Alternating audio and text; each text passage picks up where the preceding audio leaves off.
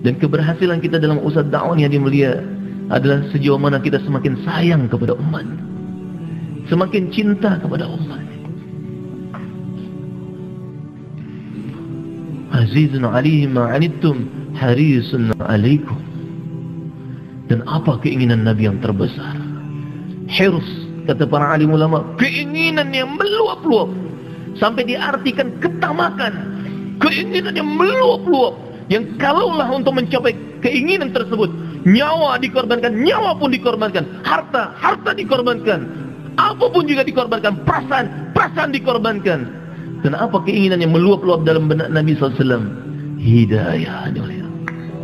Hidayah. Mengajak manusia taat kepada Allah dengan lemah lembut dan kasih sayang.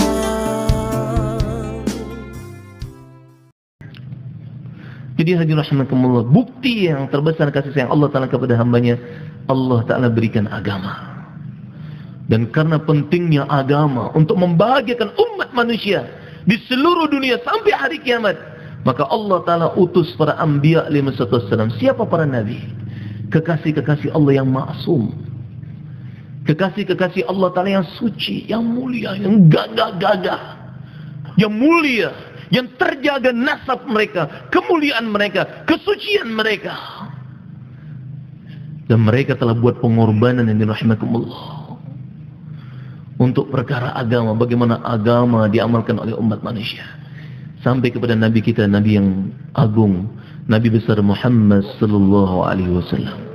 Dan beliau adalah Nabi yang terakhir. Tidak ada lagi Nabi setelah Rasulullah sallallahu alaihi wasallam. Walakin Rasulullah khataman nabiyyin. Beliau adalah utusan Allah dan penutup para nabi. Nabi yang terakhir, tidak ada lagi Nabi setelah Rasulullah sallallahu alaihi wasallam. Nabi sallallahu alaihi wasallam sabdakan, "Ana al-aqib wal aqib alladhi laysa ba'dahu an-nabi." Aku adalah aqib, Nabi yang terakhir, tidak ada lagi Nabi setelah aku.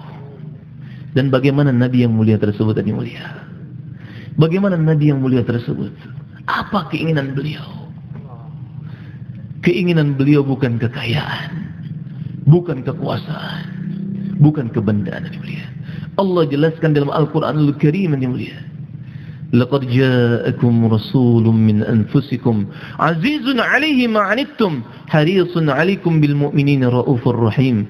Telah datang kepada kalian rasulun min anfusikum, rasul dari sisi kalian. Dalam satu qiraat dibaca rasulun min anfusikum, rasul dari semulia-mulia kalian. Bagaimana Nabi tersebut? Azizun 'alaihi ma 'anittum, ay azizun 'ala masyaqqatikum. Begitu berat bagi Nabi apabila mendapati kalian dalam keadaan menderita.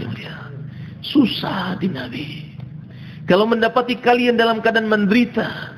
Susah hati Nabi kalau mendapati ada yang tidak beriman kepada Allah Ta'ala.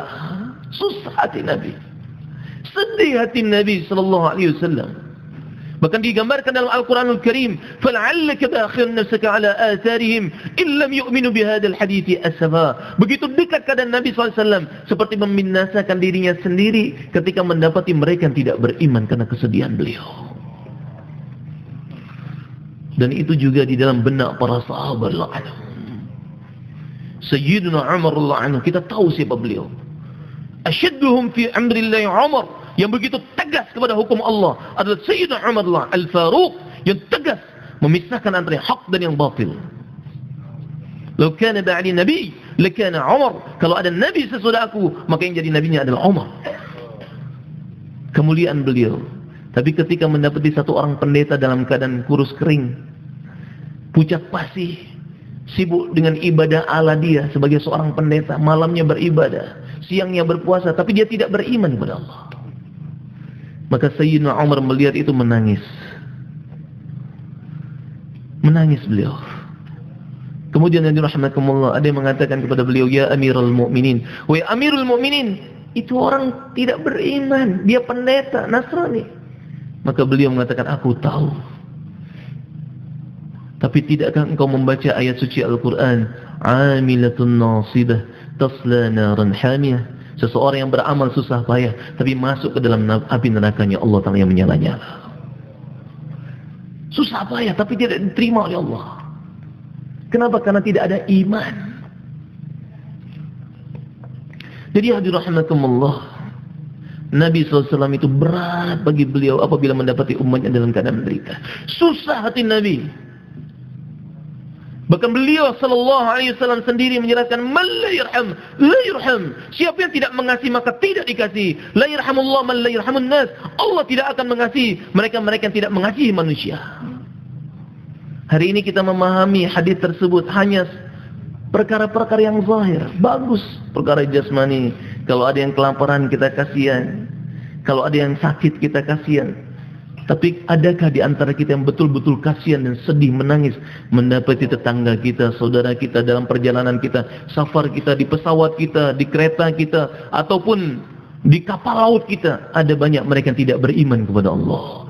Berapa banyak mereka yang tidak menunaikan salat, berapa banyak mereka yang jauh dari Allah Ta'ala. Adakah kita meneteskan air mata? Sedangkan Nabi SAW sabdakan, man la yurham, la yurham. Siapa yang tidak mengasihi maka dia tidak akan dikasihi. Nabi SAW mengajarkan kepada kita bagaimana beliau azizun alaihi ma anittum.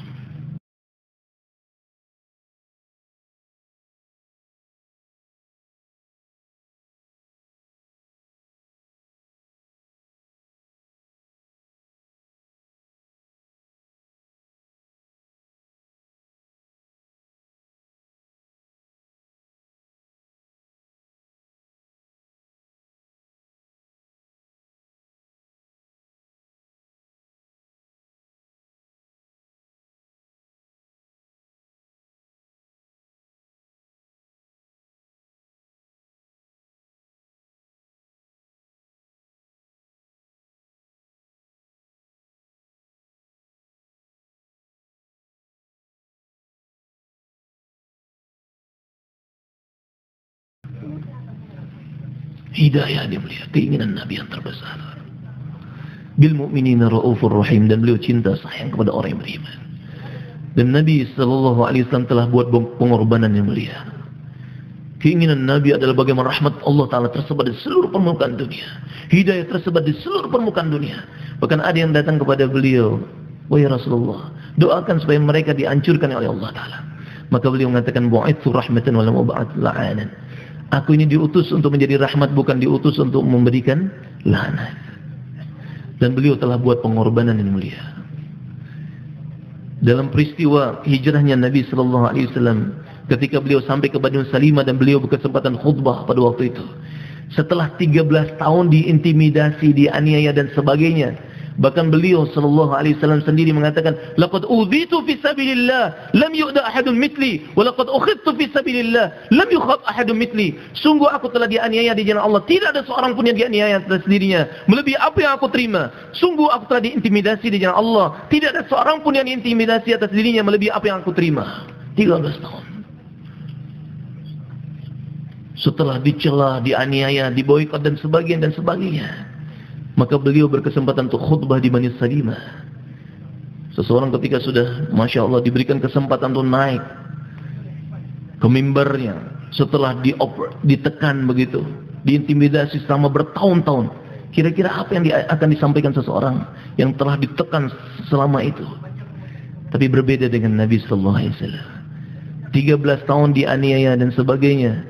Ketika beliau berkesempatan untuk khutbah pertama kali, maka yang tercatat dalam sejarah nasihat Nabi, wasiat Nabi SAW adalah untuk bertakwa kepada Allah.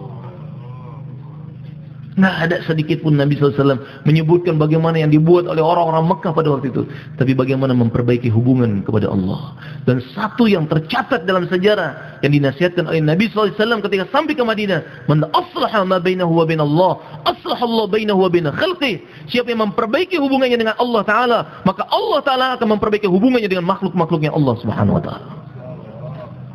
Dengan laut akan diperbaiki oleh Allah, dengan langit akan diperbaiki oleh Allah Ta'ala, dan seluruh makhluk apapun bentuknya. Kalau kita memperbaiki hubungannya dengan Allah, hubungan kita dengan Allah, maka Allah akan perbaiki semuanya. Keadaan akan diperbaiki oleh Allah Ta'ala. Nah, hadirin rahimakumullah, Nabi yang mulia adalah Nabi yang terakhir. Tidak ada lagi Nabi setelah Rasulullah SAW. Maka Allah Ta'ala memberikan kemuliaan kepada kita. selaku umat Nabi Muhammad SAW, Allah Ta'ala berikan kemuliaan yang luar biasa, hadiah yang terbesar bagi kita, mutiara yang telah diberikan kepada mereka-mereka pada era pertama, bahkan yang diberikan kepada para anbiya alaihi wassalam. Mutiara tersebut juga diberikan kepada kita selaku umat Nabi Muhammad SAW. Dan inilah kebanggaan umat ini, sehingga umat ini disebut sebagai umat yang terbaik. Kuntum khaira ummatin ukhriyat linnas ta'muruna bil ma'ruf wa tanhauna 'anil munkar wa tu'minuna billah. Kalian semua adalah umat yang terbaik yang dihantar untuk seluruh manusia. Kalian menyuruh kepada yang ma'ruf dan mencegah dari yang munkar, dan kalian beriman kepada Allah Ta'ala. Dan pemahaman inilah dirahmatullah, pemahaman atas tanggung jawab sebagai umat Nabi Muhammad SAW yang telah membakar benak para sahabat anhum, sehingga mereka tidak berdiam diri menikmati kebersamaan mereka dengan Nabi SAW, keberadaan mereka di Mekah ataupun di Madinah pada waktu itu, tetapi mereka bergerak ke seluruh penjuru dunia. Dan apa keinginan mereka yang terbesar? Sama seperti keinginan Nabi, yaitu hidayah di seluruh alam. Manusia taat kepada